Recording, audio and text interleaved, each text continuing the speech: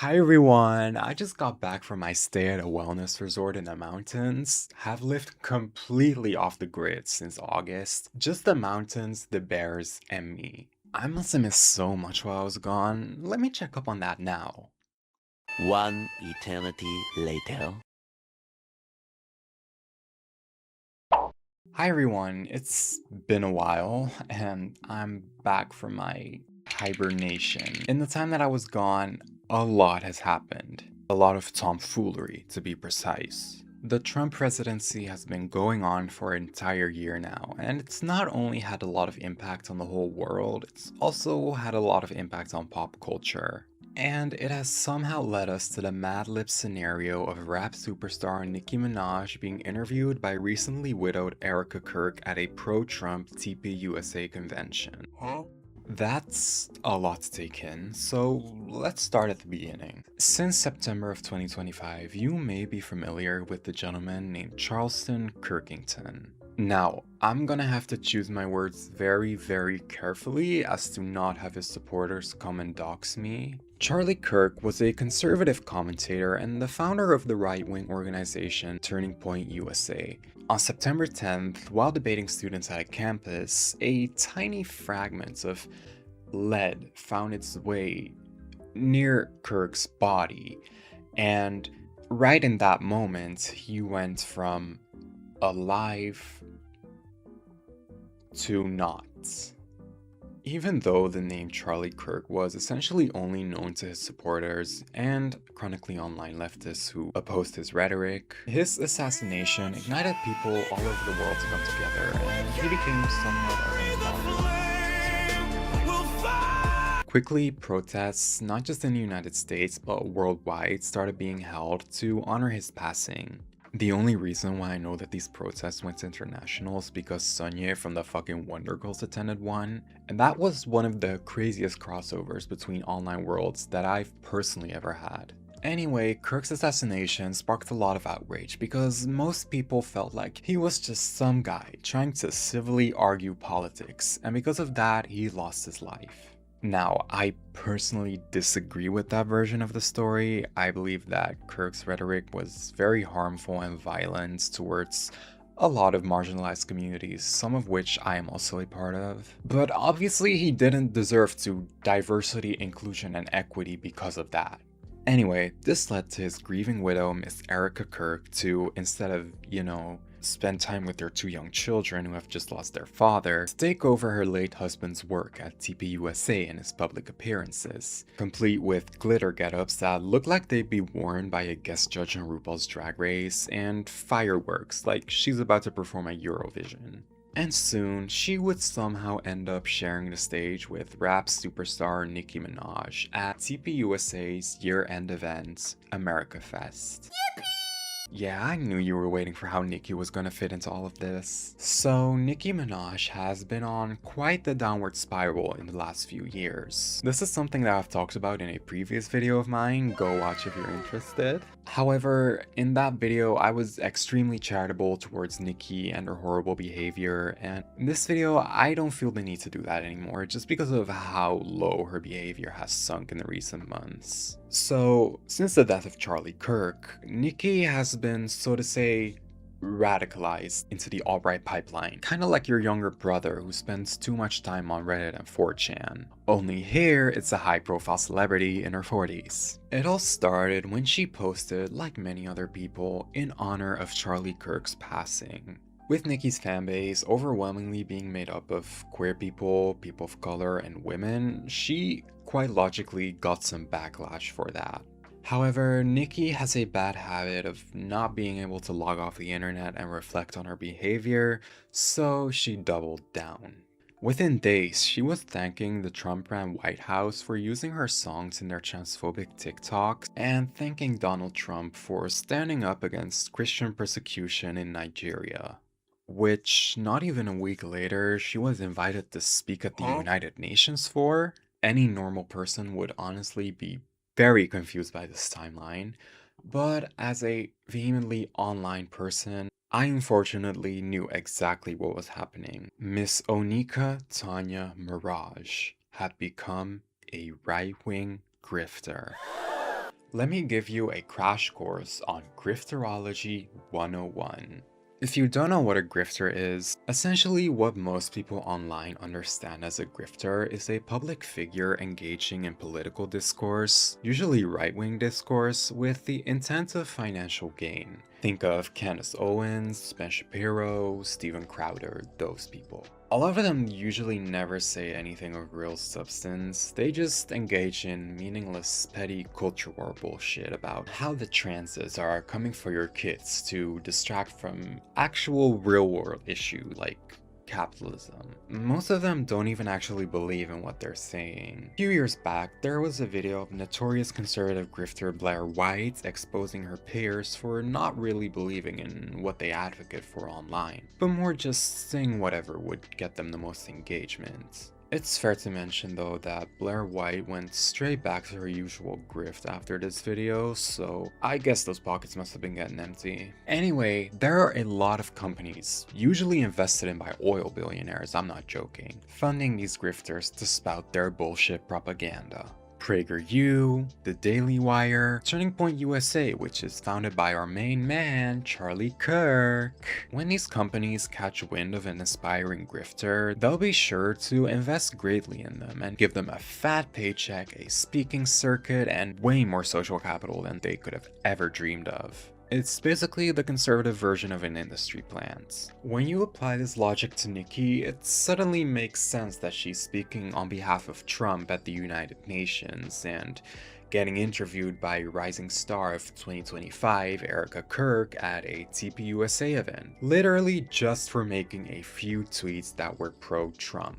I swear, if I suddenly espoused conservative beliefs on this channel, you can bet your ass that the next day there's an oil billionaire in front of my door offering me $1 million to regurgitate their propaganda. The difference here is that these grifters usually only become grifters because they failed in other avenues in their life previously. Ben Shapiro was a failed screenwriter, Steven Crowder was a failed actor and comedian. These people never really made it in the industry they wanted to break into. Nicki was one of, if not the biggest star of the 2010s, and now she's doing this shit. That really is a testament just to like how far down she's fallen, and honestly I'd almost feel bad if she hadn't proven herself to be an absolutely irredeemable person now. It's ironic too because she used to be very critical of Trump and his administration in the first term. What happened to speaking out against ICE, tearing families apart, or I'm an island girl, Trump want me go home? Going from that to calling that disgusting person dashing and handsome? Girl, really? So, how did we get here? If you've watched my previous video about Nicki, which you totally should, or have just followed her career in the last few years, the answer is obvious. She's been on a steep decline from grace, starting from whenever she started to harass her husband's SA victim and started saying that the COVID vaccine causes swollen balls or something like that. Obviously the people who find this kind of stuff unacceptable, usually leftists, have stopped supporting her a long time ago. Personally, I'm kind of ashamed to look back on how long the separate the art from the artist excuse worked on me with Nicki. Her last album flopped tremendously, and I think she's realizing that she really has no audience left on the left. No, you are all left. So what else to do than pivot to the side who won't care if you support bigots or abusers because they elected one. So whether she's doing this because she genuinely wants to be a conservative political activist now, or she's just grifting to the right because she has no money left, I think there's a truth in both. Either way, we know that she's not a good person because no person with a real conscience would be willing to spread the harmful ideas that right-wing grifters do, no matter how much money they're offered. Nicki's pivot to the right is just so funny to me because it's just like, does she even have fans on that side? Like, tell me, Onika, who was streaming Pink Friday 2? It was the girls and the gays. It wasn't 52-year-old Republican Mitch from Oklahoma who was streaming. Hell, Republicans have hated Nicki Minaj since the beginning of her career for being too hypersexual and being a black woman with agency. Charlie Kirk even hated Nicki Minaj. Minaj, Cardi B. Okay, Nicki Minaj is causing dads to leave the home. Hold on a second. I don't think that's a good role model for 18-year-old black girls. I don't. You know, the guy whose wife you have to pretend to be besties with in order to get these racist ass people to like you. Speaking of, this video wouldn't be complete if it didn't address the complete fucking awkwardness that was Erika Kirk and Nicki Minaj at her America Fest appearance. And you have amazing role models like the assassin J.D. Vance, our vice president. And when I say that,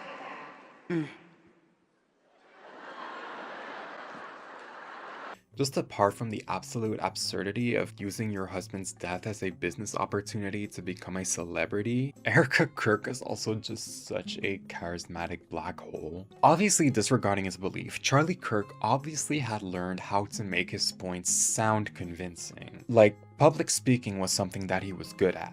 Watching Erika Kirk speak, on the other hand, is like watching that awkward nerdy kid give his nerdy and boring and monotone presentation about Beyblade when you were 12, and it's just so fucking boring. This whole interview was just so uncomfortable to watch, and yes, unfortunately, I did put myself through the full 30 minutes of it. Nicki keeps making these weird ass pauses that make it sound like she's trying to remember a script that she's been given, and if she even misses one beat, she'll face the wrath of the angry conservatives. well,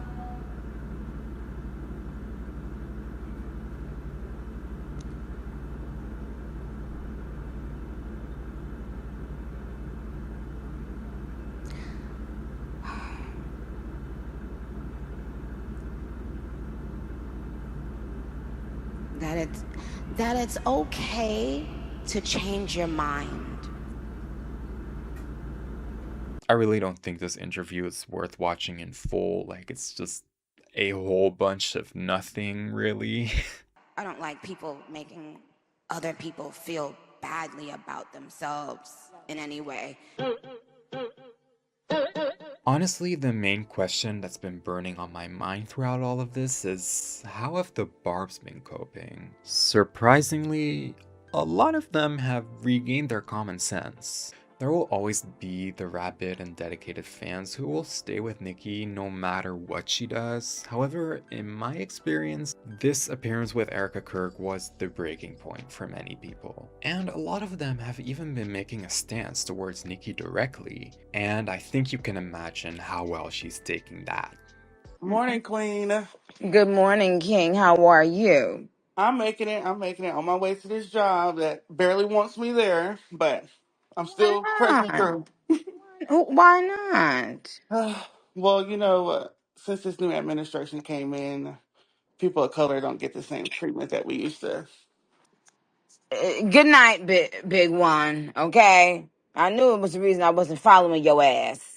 Since this event though, Nicki has just been spiraling further and further, completely abandoning any decency that she had left. Her most recent scandal has been getting into a Twitter spat with CNN host Don Lemon, in which she called Lemon a homophobic slur. Hey y'all, editing me here. So I recorded this video, and not even like a day or two later, Nicki Minaj actually attended this event and met with Donald Trump, and they like kissed each other on the mouth, which is something that I don't think any of us really wanted to see. She like called herself his biggest fan. She donated like $1 million or something to like his campaign thing or whatever, and like he also gave her citizenship because like technically she was like not a US citizen up to this point. Yeah, it's crazy stuff. It's like, this is like really, I think, the point where it's like, okay, she's too far gone. Like she's like, even if she wants to like rectify it like 30 years, 40 years down the line, she's not gonna be able to. Like, this is like she's not coming back, basically. Yeah, this is just crazy. And like, especially the timing with like the ICE in the United States, it's really just like sinister, honestly. And yeah, I probably, like, by the time I've uploaded this, she'll have done something else already. It really feels like she's on a speed run to, like, just become the worst Republican ever. If there's one thing that I take away from all of this, it's that I really can't listen to Nicki's music in good faith anymore. It comes to a point that a person is just so vile and insufferable that it just becomes like, throw the whole music away. Nowadays, there are so many female rappers to listen to and support that aren't Nicki and also are more talented than her, that I really won't miss her now that she's out of my Spotify rotation, and I hope I'm not the only person who feels that way. I mean, it's 2026. Society has evolved past the need for Nicki Minaj. She's the Republicans' problem now. That was all I had to say. I hope you enjoyed this video, and I hope it's not gonna be another 6 months until we see each other again. But that was it for today, and I will see you all in the next one. Bye bye.